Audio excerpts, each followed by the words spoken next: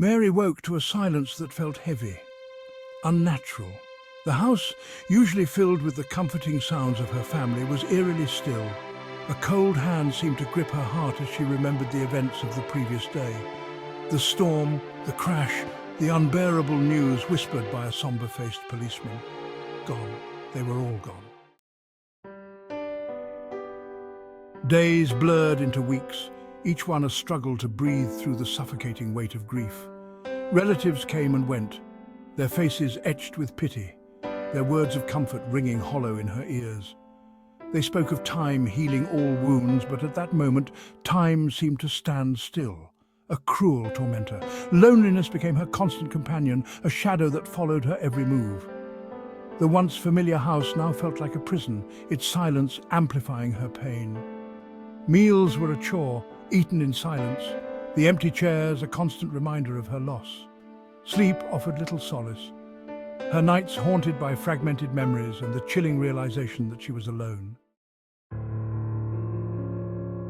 She tried to find solace in her old routines, in the books she used to devour, in the games she used to play. But the colors seemed to have drained from her world, leaving everything dull and lifeless. The laughter of other children grated on her ears, a painful reminder of the joy that seemed lost to her forever. She retreated further into herself, building walls of silence and sadness around her heart. The world continued to spin, but Mary felt stuck in a desolate landscape of sorrow. Hope, once a bright flame within her, flickered precariously, threatened with extinction.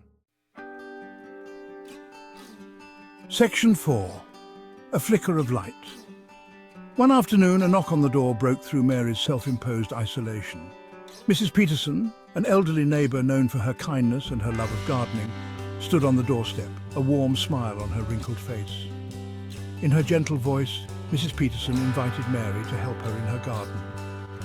Mary, hesitant at first, found herself drawn to the older woman's quiet strength and the promise of a distraction from her grief. The garden, a riot of colours and scents, was a stark contrast to the bleakness that had enveloped Mary's world.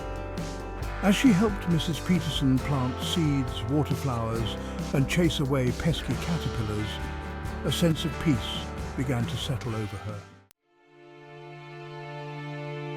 Section 5, The Garden of Hope. Days turned into weeks, and Mary found herself looking forward to her time in the garden.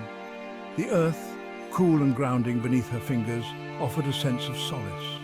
The vibrant blooms bursting forth with life whispered a message of hope.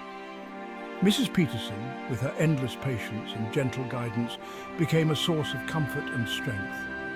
She taught Mary that even in the darkest of times, life finds a way to bloom again.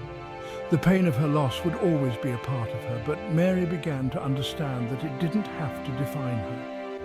As she nurtured the seeds in Mrs. Peterson's garden, she realized that she too had the strength to grow, to heal, and to find her own way back to the light.